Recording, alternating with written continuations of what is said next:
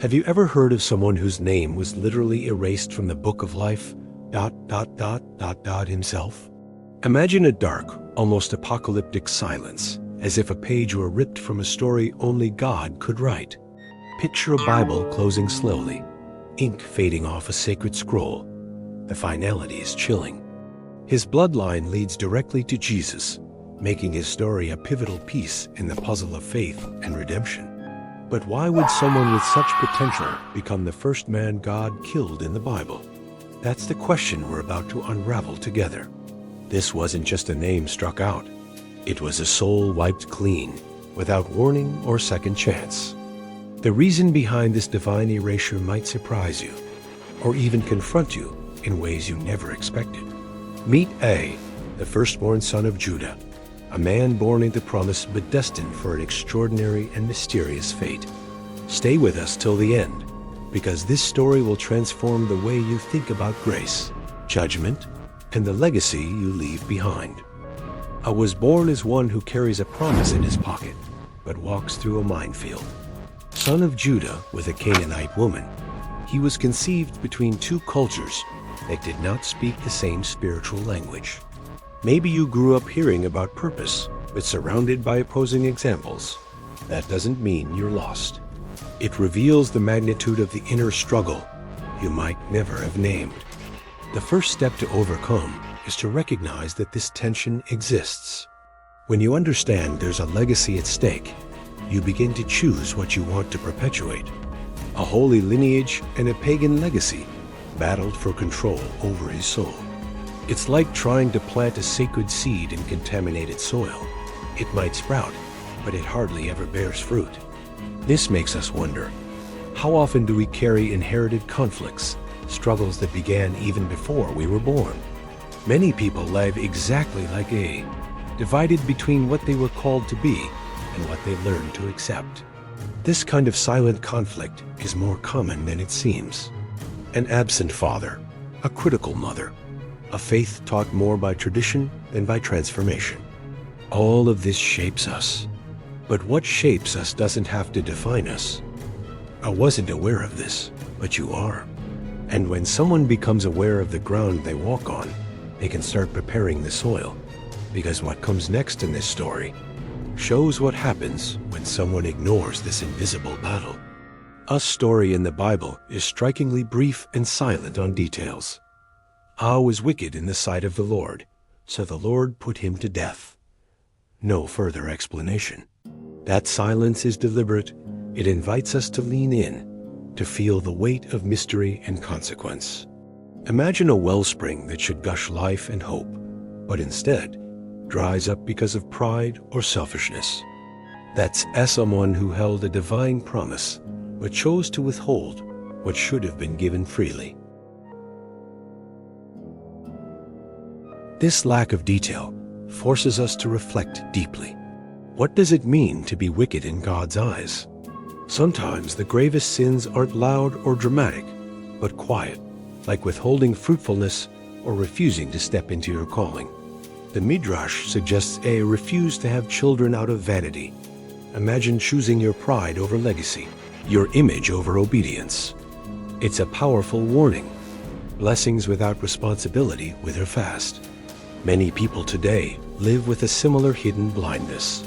They might look successful or favored, but are withholding their true potential or gifts out of fear or ego. The real challenge is to recognize when pride is choking your growth, and then courageously choose to open those closed hands. And as we move forward in this story, we'll see how this refusal sets a pattern that echoes deeper than A himself. Onan's story is a painful echo of I's failure, a painful reminder that what's left unbroken tends to repeat itself.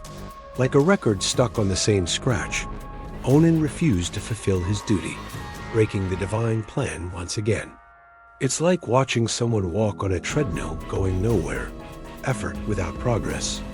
When family patterns of disobedience aren't addressed, they become chains that drag generations down. This isn't just a biblical story. It's a real-life lesson. Many of us carry invisible cycles, habits, mindsets, or wounds that keep replaying, sabotaging our growth. The question is, Which cycles are you willing to face and break? It might be difficult, uncomfortable, but growth always demands courage. Identifying the toxic loops in your life is the first step towards freedom. Tamar, as disguised as a prostitute, wasn't just a desperate act. It was a divine strategy wrapped in human boldness. The symbols she uses, the staff, the seal, and the cord, become proof of her righteous claim, turning the tables on those who underestimated her. There's a lesson here about the power of truth and persistence, even when it's inconvenient. Think about it. What areas in your life feel stuck or frustratingly repetitive? Relationships, work, or even spiritual struggles? Breaking cycles requires awareness, deliberate action, and sometimes seeking help. It's like pruning a tree so it can bear healthy fruit again. And as we move to the next part, we'll meet someone who disrupts this cycle with unexpected boldness. Tamar's story is a stunning twist in a family marked by failure and broken promises. Forgotten and dismissed by those around her, she steps up with boldness and courage to protect the lineage God intended to preserve. Imagine being overlooked so much that you have to take matters into your own hands, disguising yourself just to claim your rightful place. It's like an underdog story, where the one everyone ignores becomes the unexpected hero. Her courage teaches us that sometimes God uses the unlikely and overlooked to fulfill his plans. Tamar, as disguised as a prostitute, wasn't just a desperate act. It was a divine strategy wrapped in human boldness. The symbols she uses, the staff, the seal, and the cord, become proof of her righteous claim, turning the tables on those who underestimated her. There's a lesson here about the power of truth and persistence, even when it's inconvenient. In life, many feel invisible or powerless, but Tamar's story reminds us that those very feelings can be transformed into strength. When you face unfair circumstances, boldness coupled with faith can rewrite your story. And this sets the stage for a miraculous turnaround, the birth of a child who would change everything. The birth of Perez breaks all expectations. In a world where the firstborn always leads, Perez emerges as the surprise, the younger twin who claims the front seat in the family legacy. But Tamar? She was the knot that mended the rupture, sewing back together what seemed lost. This analogy of a broken chain patched by unexpected grace reminds us that failure doesn't have the final say. God's redemptive power always finds a way to restore what was broken. Tamar, as inclusion in Jesus' genealogy, is proof that no story is too shattered for God to rewrite. It's a vivid reminder that when humans slam doors shut, God breaks through the ceiling. When you feel stuck in last place, remember that God's favor can change the game at any moment. This prepares us for the final part of our story, where broken chains are mended and grace shines brightest. This unexpected birth signals that divine plans often overturn human traditions and limitations, choosing what the world overlooks. Perez's story links with many other biblical reversals: Jacob over Esau, David over his brothers, and ultimately Jesus descending from this very line. It's a powerful message that God's kingdom operates on grace and divine choice, not human merit or order. Imagine the encouragement this brings to anyone feeling passed over or undervalued.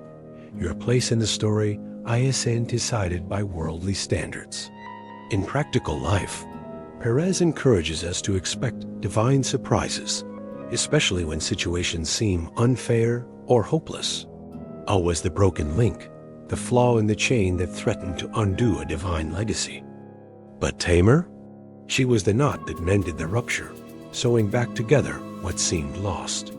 This analogy of a broken chain patched by unexpected grace reminds us that failure doesn't have the final say.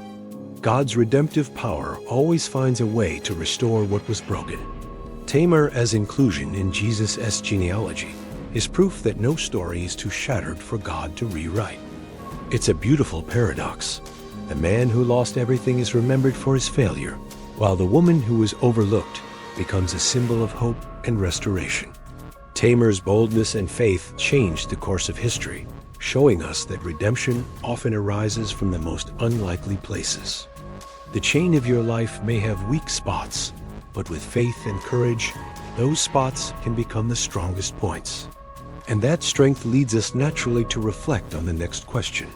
How do we live out such redemption daily? Tamar was the forgotten woman whom God exalted against all odds. This story asks us a hard question. Are we treating lightly what God takes seriously? It's not enough to be part of the plan. We must walk closely with the author himself. In real life, this invites us to see beyond failures, recognizing that second chances are often God's specialty. For anyone feeling like a broken link in their own story, this offers a powerful truth. Grace is stronger than our mistakes. Privilege doesn't guarantee permanence, but repentance can change destinies. I was a man born into promise, yet he bore no fruit. What impacted you the most? God's silence or Tamar's boldness? Leave a comment below and share this video with someone who needs a reminder. God can turn even failures into a foundation for glory. Don't forget to subscribe and hit the notification bell to keep uncovering hidden truths. Up next, the prostitute in Jesus' lineage, the untold truth about Rahab, continuing our journey through unlikely women who became carriers of the messianic promise.